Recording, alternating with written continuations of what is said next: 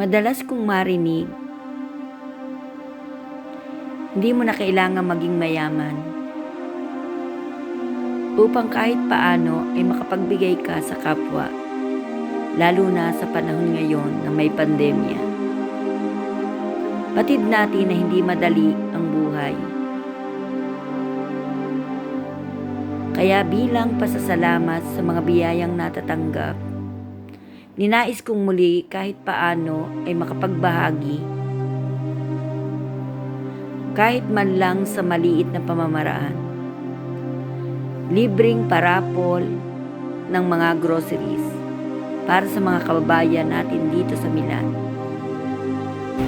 Ate Elma, salamat po sa libreng grocery pinamimigay nyo kahit po may pandemya. Nakakatulong pa rin po kayo sa mga tao. Maraming salamat po.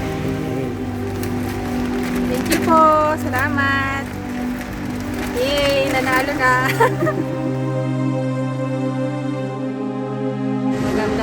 Magandang hapon sa iyo, Elma. Maraming salamat. Tumama uli ako sa ripa. Sana sa susunod tumama ulit nyo.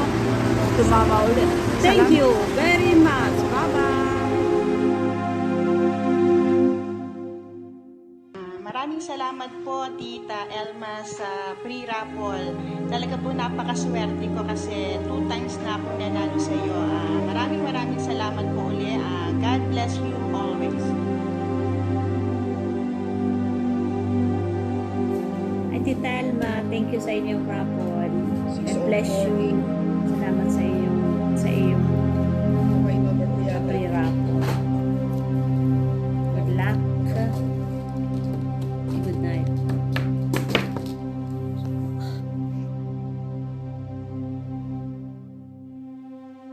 Ciao Tita Elma, thank you po sa libreng grocery na binigay nyo. At finally nanalo din po ako. Thank you. Grazie, Ite Emma. Mwah!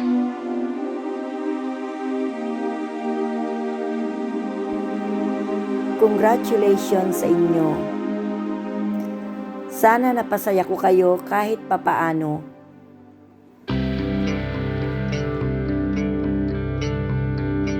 Morning! Ngayong araw na ito ay mamimili kami ng mga ipapabigay ko sa aking parapol na libre.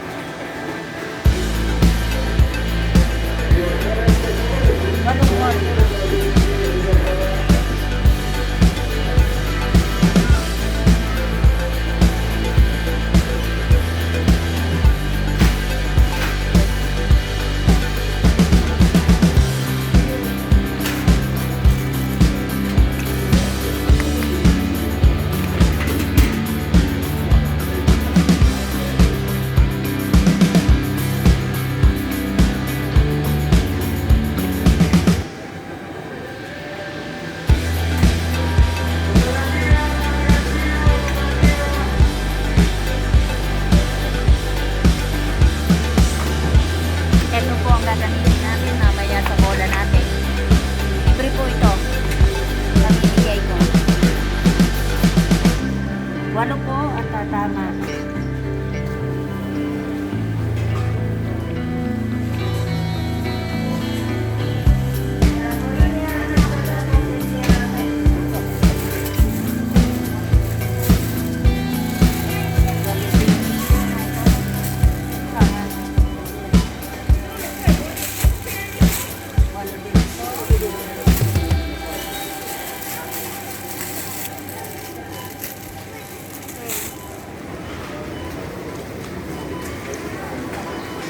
Walo din ito.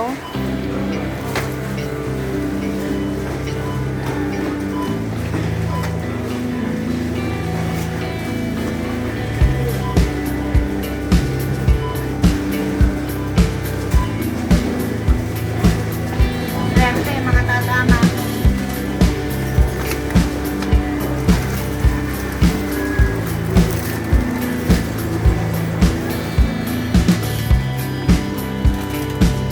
Walo din ito.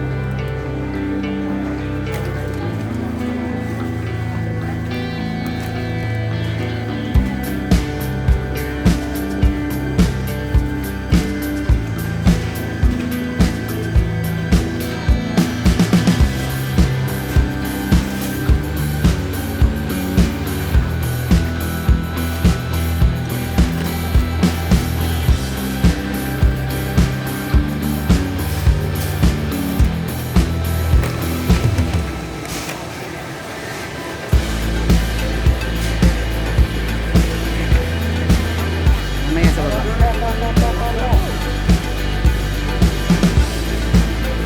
Na, ha? Ito yung mapapanalunan mamaya sa palibreng raffle. 150 na ang ginawa ko. Yan na. Regalo ko na sa mga mananalo. Ang dami, oh.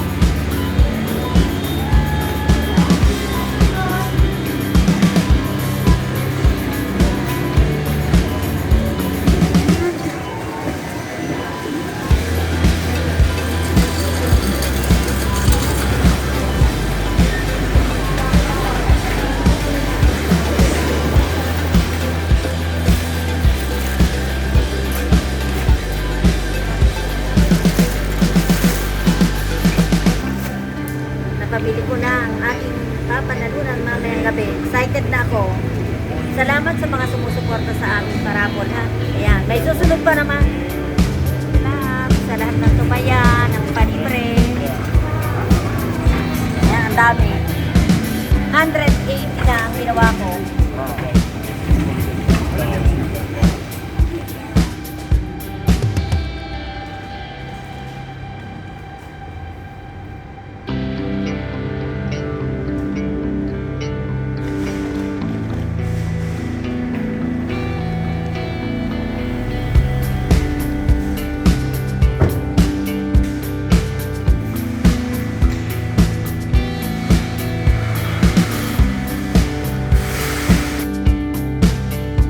Salamat sa patuloy na pagtangkilik. Sana hindi kayo magsasawa. Nang sa gayon ay mas marami pa tayong matulungan. Lalo na sa mga